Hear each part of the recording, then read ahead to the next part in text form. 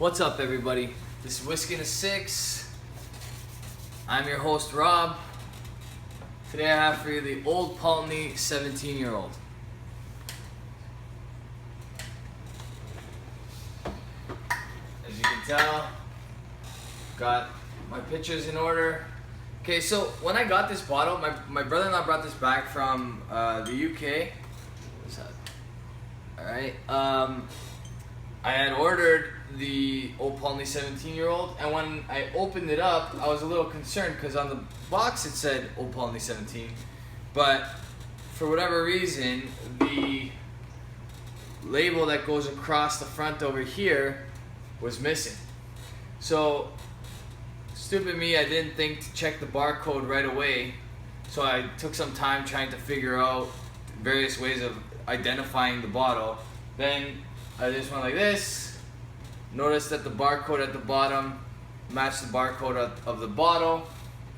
So it's quite clear that it's Old Pulteney 17-year-old, and I was relieved.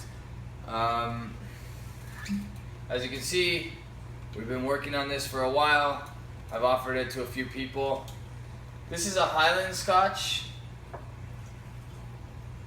Okay. It's aged in ex-bourbon barrels, but has spent some time in both Oloroso sherry barrels and Pedro Xeminez barrels. All right, it's really good stuff. Okay, bottled at 46%, natural color, unchill filter. Okay, so it's got all the right things. Okay, it says on the back that it was matured in American ex-bourbon and Spanish ex-sherry casks.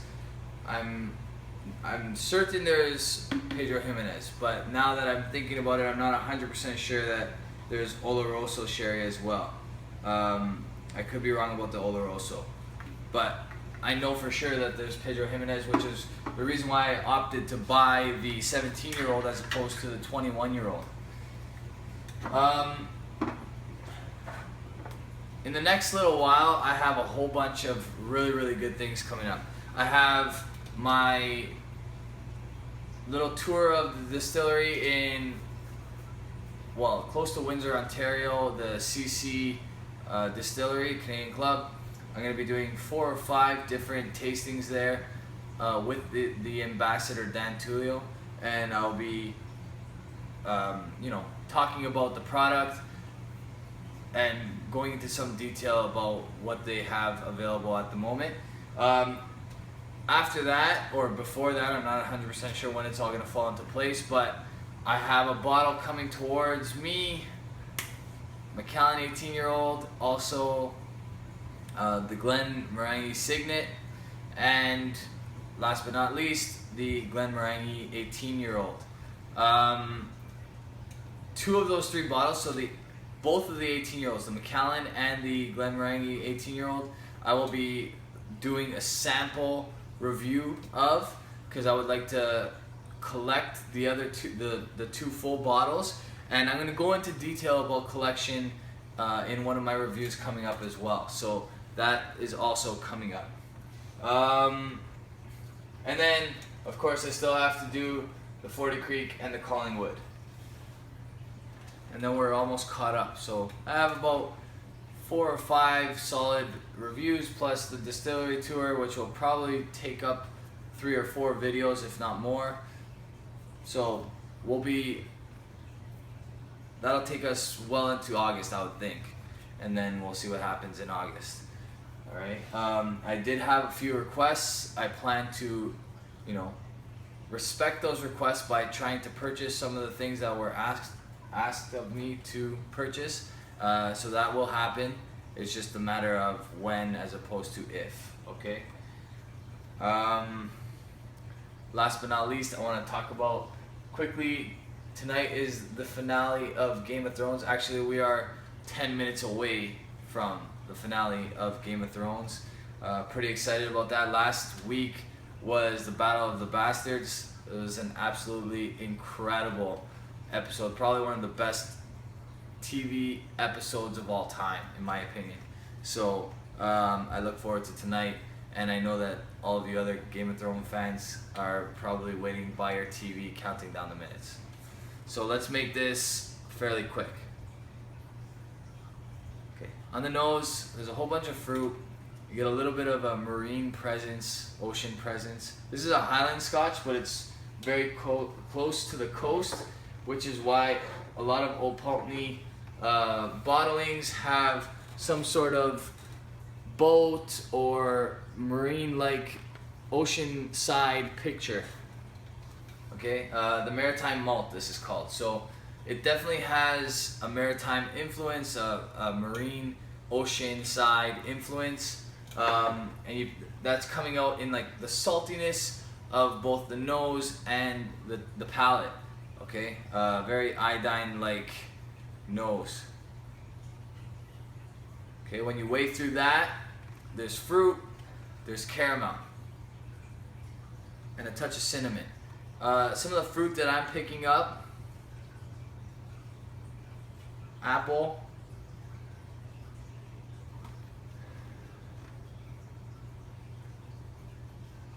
definitely some cooked apple, I would say. All right, on the back it says the appearance is red amber, the aroma sweet with traces of apple and pear, slightly woody with a hint of butterscotch, and the tasting is full-bodied with hints of vanilla, floral notes in the background, and long-lasting, memorable finish. I'll get to the finish and the taste in a second. But I do pick up more on the nose than is listed at the back of the bottle.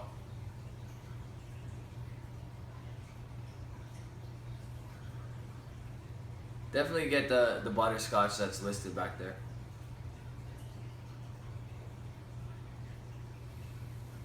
Pear is one of those ones that is a little difficult to distinguish. I'm not sure if I'm picking that up. I would say there's even some red fruit in there, maybe some like berry of some sort, like a touch of raspberry. Okay, on the palate,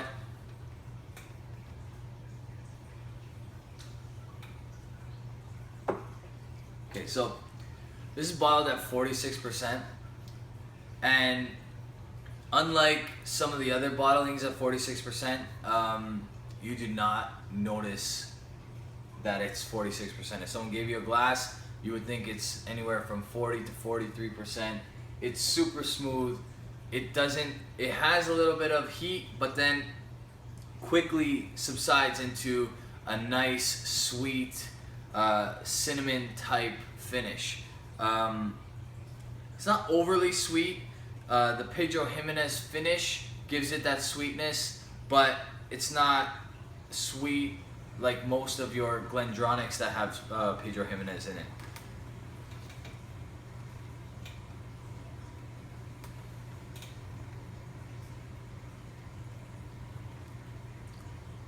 Little salty.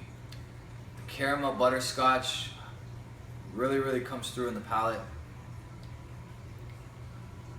And then that finish is amazing. It's in my opinion, the best part of the Old Pulteney 17-year-old. It's warm. It's got a lot of like a cinnamon note to it. It's like cinnamon sticks. It's like a woody, strong cinnamon finish. Okay, and the oak influence is in there as well. And it's just warm and it lasts. Like it's still going. Okay, so I highly recommend that you take your time with this. You can add water if you like, but it's not necessary in my opinion. The longer you have this in the glass, the better the scotch is, okay? So take your time with it, but it's fantastic stuff. In my opinion, it's a solid A, all right? It's not available in North America I shouldn't say that. It's not available in Canada right now. The 21-year-old is available, the 12-year-old is available, but the 17-year-old never came when those two came over. So I'm not exactly sure what this would cost here, but currently this is listed around $70, or sorry, 70 pounds, which conversion wise, after what's happened in the UK recently, the dollar is about, sorry, the pound is about $1.77, so $1.77 Canadian. So $70 or 70 pounds, sorry, you're looking at way less than double. Okay, so I would say you're probably around 120. Okay, about 120. Okay, so 120 for a 17-year-old, in my opinion, is excellent, especially when it's coming in this kind of quality. 17-year-olds are often grouped together with the 18-year-olds, priced around the same. So this is good value for what you're getting, and fantastic whiskey. When it does come to Ontario, I highly recommend it. For those of you from Ontario, go pick it up. If you're in the States and it's available, grab it. And I'm surprised that it's not more popular, because the 21-year-old won Whiskey of the Year a few years back. This one's won a few gold medals, wine and spirit competitions internationally. So it's great stuff. It's a solid A. Highly recommend it. Okay. If you like this video, please share with your friends. I have Instagram and Twitter. Whiskey in the Six. Sorry, at Whiskey in the Six on Instagram, and at Whiskey_in_the_6. Okay, and it's the British way of spelling whiskey as opposed to the American way, and it's 6 the number, not the word. Cheers, guys.